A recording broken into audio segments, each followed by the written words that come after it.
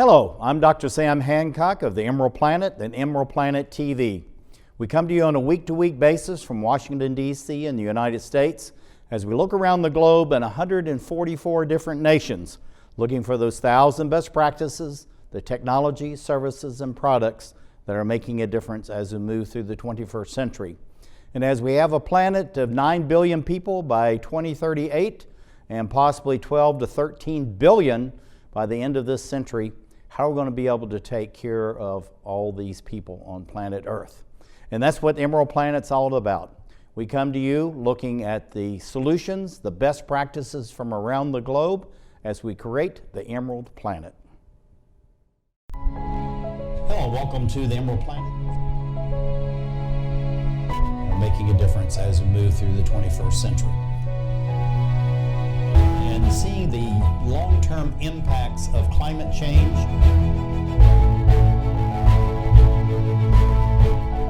We're glad to have you. Thank you for being with us. We're talking about the monarch butterflies and why they are the proverbial canary in the coal mine, and giving us an indication with a 90% decrease in the number of monarchs, what we have to do to protect the future. But the future really belongs to the youth. And we have someone on. This is Molly O. Hoops, who is the Baltimore area coordinator for the Monarch Sister Schools program. She's also part of the Baltimore City Recreation and Parks Department. And she's going to be telling us why the parks and the monarchs are both so important. Molly, welcome to the Emerald Planet TV. Thank you. I'm really glad to be here.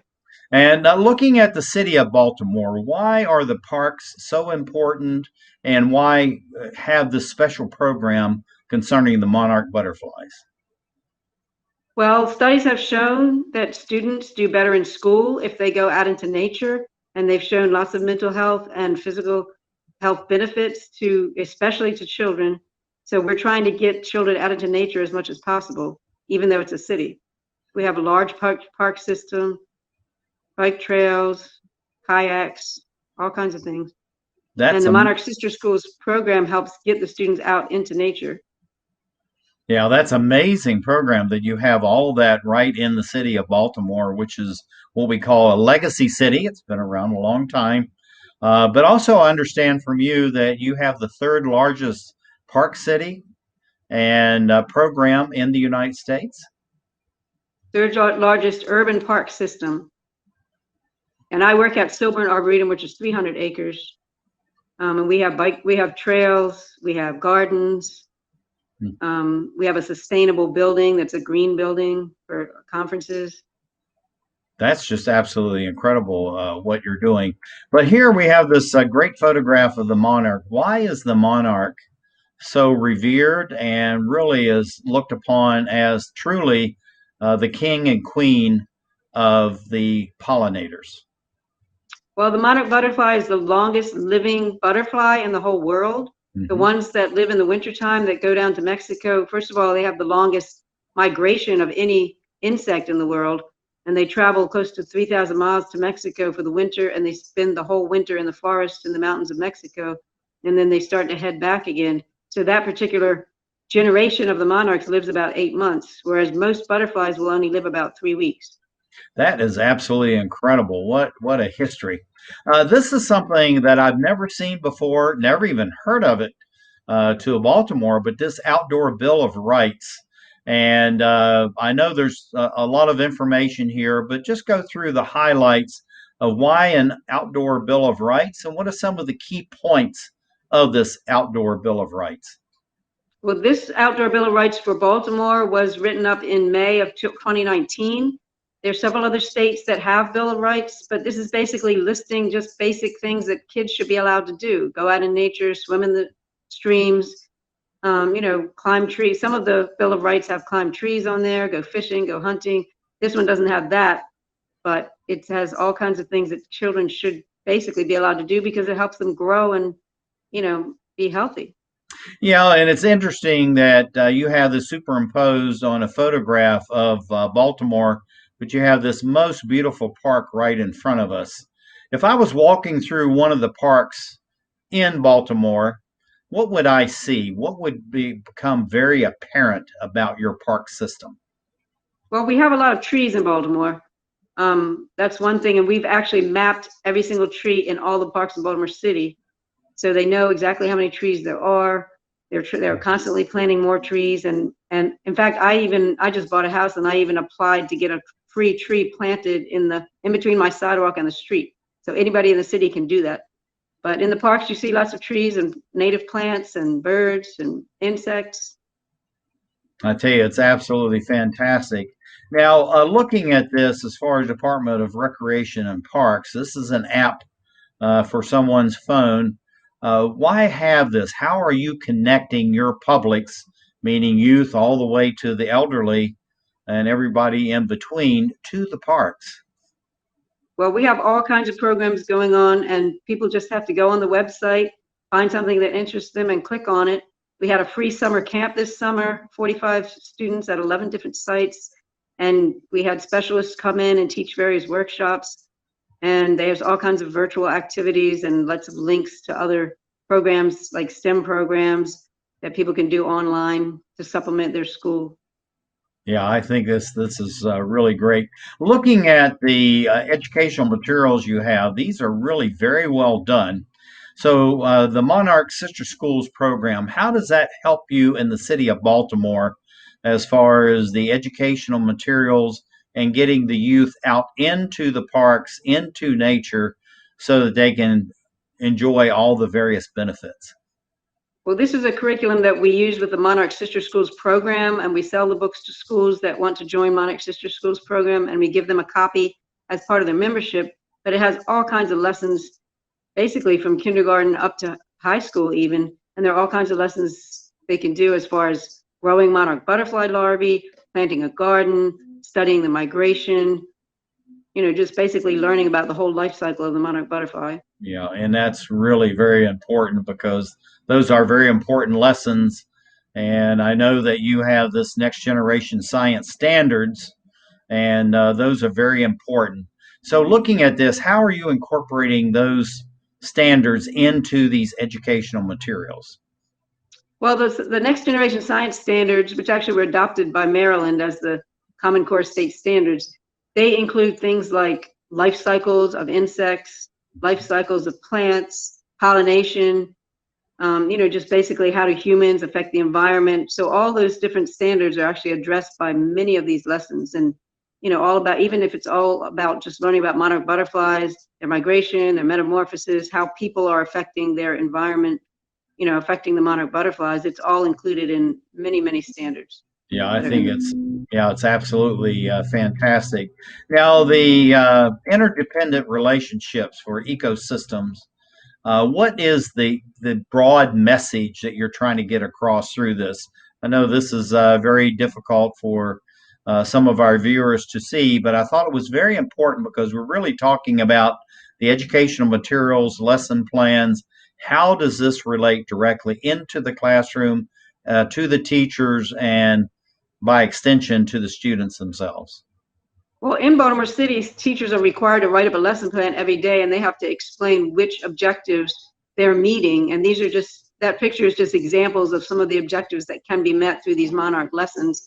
So the teachers have to, they have to justify why they're teaching a certain thing and how it fits in with the standards. Mm-hmm. And the monarch butterfly is sort of a symbol of how we affect the environment, how we can save the monarch butterfly, and in so doing, save all kinds of other creatures that live in their same environment. And they're in a different environment here than they are in Mexico, so we can learn all about lots of different ecosystems while we're studying the monarchs. That is absolutely fantastic. Now, this is really a cute photograph of a child actually out in nature. Why is it so important that they need to be out physically in nature, not sitting in the house all day, video games, watching TV, whatever? Good pursuits, but why do they really do need to be out into nature? Well, as I said before, there have been lots and lots of studies that show that children do much better in school and they have much better mental health and more well-adjusted if they get out into nature. But you can see that little boy is playing with the milkweed pod and taking out the little, the seed pods. And you can learn so much more about something by touching it, feeling it, taking it apart, interacting with it than just reading about it. I mean, you don't really understand nature unless you're actually out there, interacting with it.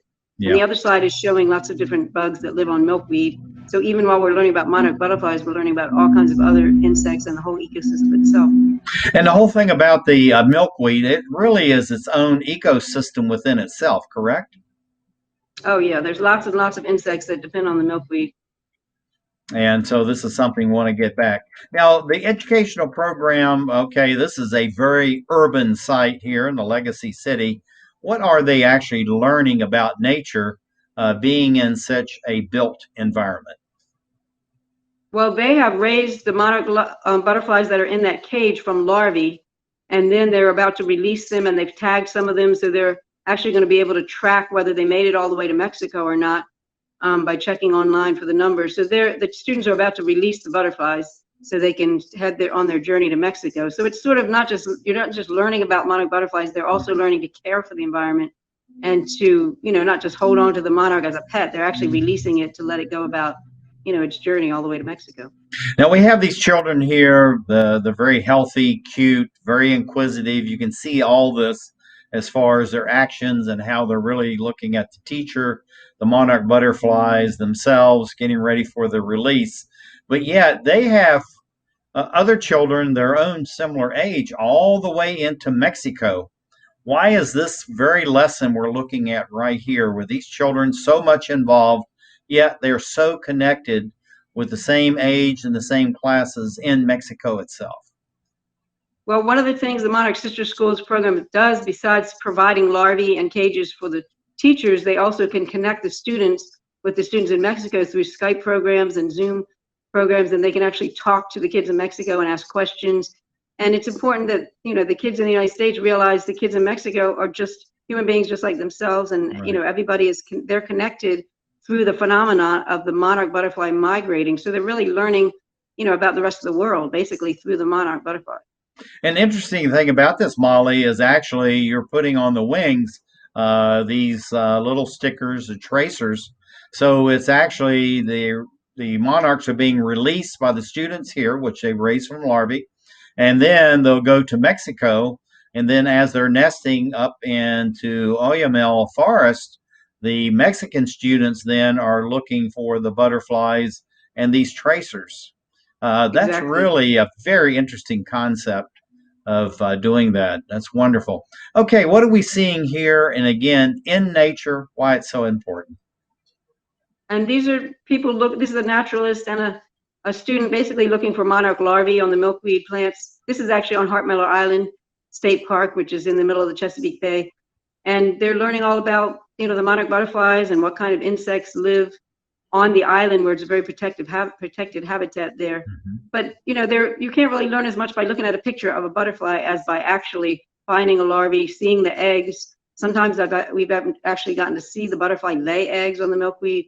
And then, they're just the kids get very excited. And I've seen students that don't do very well in a classroom, in a situation where they have to read and write a lot, but they really, flourish when they're outside and able to be active.